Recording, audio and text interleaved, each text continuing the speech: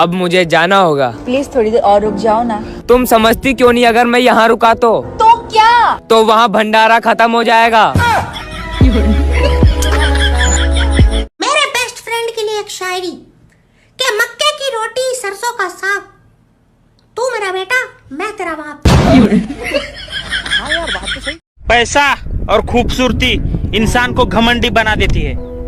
खैर मुझे क्या, मेरे पास तो दोनों नहीं है। अरे हल्दी लगाने की बात करती थी वो, चूना लगा के चली गई। लोग कहते हैं जिंदगी 4 दिन की है, पर मैं तो 18 साल का हो गया। शायद मैं अमर हो गया हूँ। Roll camera action. तोरा बिना दुनिया बिलार ना सियार ना इयो ना अनार ना। फरवरी मार्च अप्रैल मई जुलाई सितंबर अठंबर नवंबर संडे।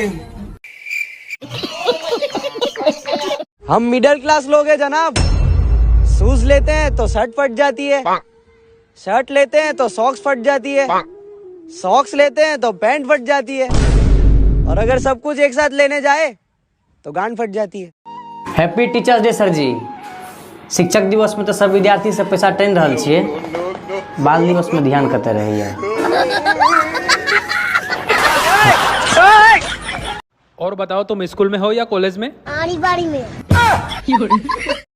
याद रखना दोस्तों, वो बस मुस्कुराएगी, तुम्हारी जिंदगी झंड हो जाएगी। भाई तू चाय पीने के लिए किस हद तक जा सकता है? चाय पीने के लिए? हाँ।